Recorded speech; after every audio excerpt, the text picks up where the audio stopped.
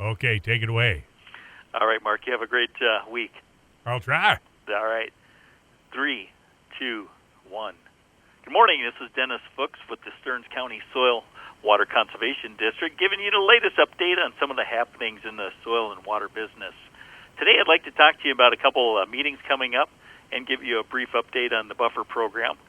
The first thing I want to talk about is the Irrigation Association of Minnesota's got their upcoming annual meeting, and that's going to be right at the Freeport Community Center. That's going to be Thursday, February 18th, and that's coming up mighty quick. And they start at 9:15 in the morning, and if you're a non-member, it'll be $30. If you're a member, it's $25 at the door, and that includes noon lunch. And they got a great lineup of speakers, starting off with the Speaker of the House, Kurt Dowd. He's going to talk about Minnesota environment and natural resources policies. So if you're interested in hearing his perspective on what he thinks the state should be doing as far as natural resource policies, that'd be a great opportunity to catch him and then maybe even visit with him during lunch about some of your thoughts about some of the things you're seeing coming down the pipeline.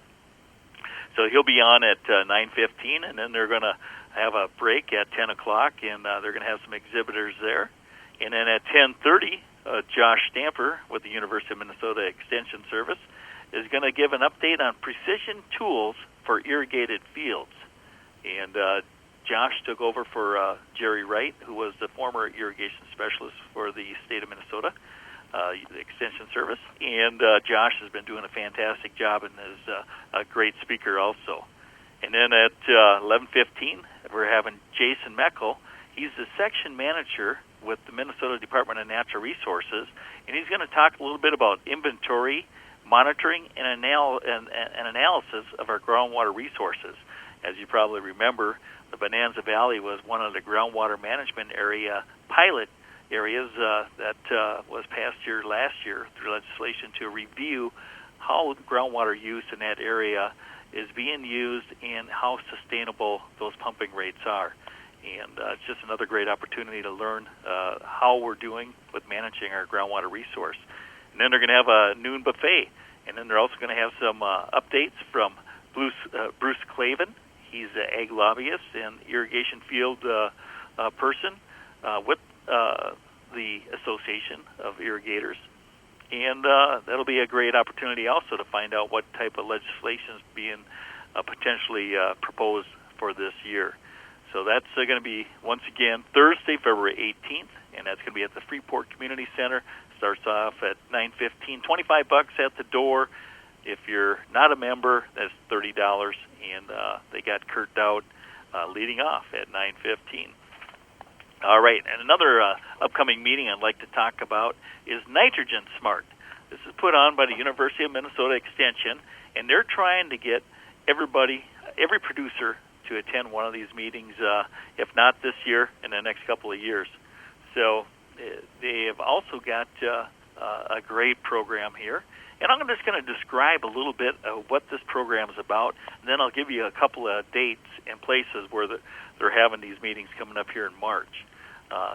So what they're trying to do is it's the fundamentals for maximizing economic return on your nitrogen investment while minimizing losses. Nitrates, as you know, in our drinking water supply can cause blue baby syndrome. They also have downstream impacts. You've probably heard of the dead zone in the Gulf of Mexico.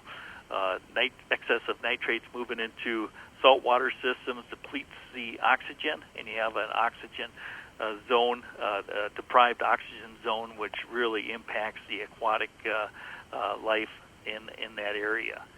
So what they're looking at is a new training program for producers that presents the fundamentals for maximizing economic return on your nitrogen investment. And then that also maximizing your return and minimizing losses.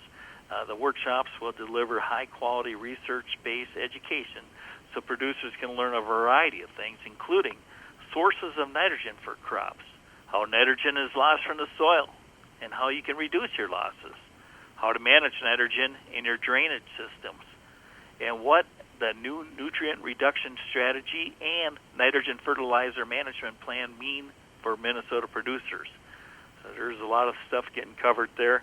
And well, are they going to give me some ideas on how to solve the problem? Yes.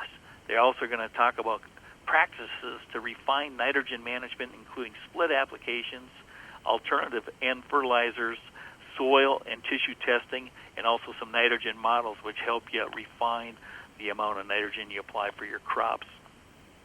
And so these trainings are going to be presented by the University of Minnesota Extension, and they're funded by the Minnesota Corn Growers and hosted by the Minnesota Ag Water Resource Center at 8 locations throughout Minnesota.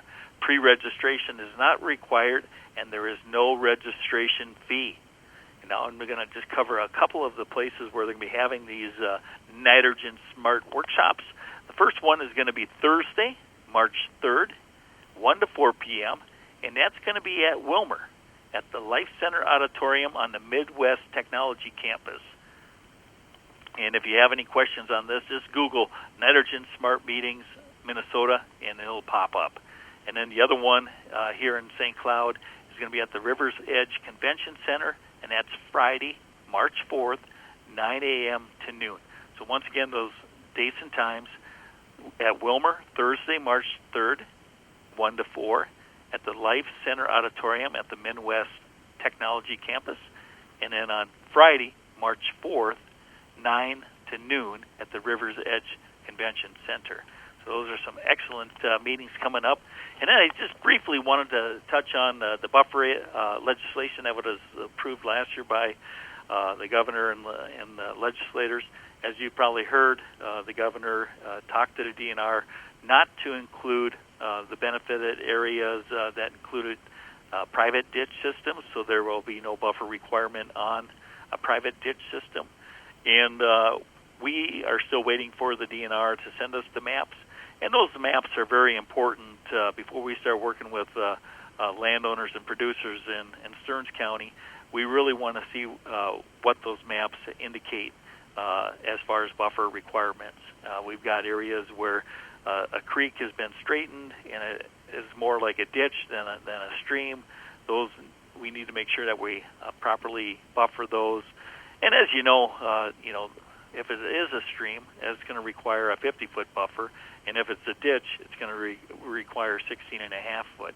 So those need to be properly identified. And then the other thing, you can reduce your buffer width requirement using alternative ag practices. And we have not heard what those requirements are going to be and what those optional practices are. We got a pretty good idea. It'd probably include no-till, cover crops, contour strip planting, residue management, those types of practices, perennial crops such as alfalfa. And those things would help reduce that buffer width. But we really don't want to get too crazy about pushing this buffer program until we get those critical pieces of information from the DNR and from the Board of Water and Soil Resources. So the DNR is actually working on developing the map. They should have that to us spring, summer to review, and then we can get comments back to them, and the final copy should be coming out this summer. And then the Board of Water and Soil Resources is working on the alternative ag practices, and they're pulling all the partners there to help identify the best practices that may reduce that buffer width. And that information should be coming out sometime this year also. And we'll do our best to get that information. Once we receive that, then we can do a good job of helping our farmers and landowners in achieving the buffer requirements that were passed in 2015. So that's all I have for today. This is Dennis Fuchs with the latest Stearns County Soil and Water Conservation District update. Have a great week.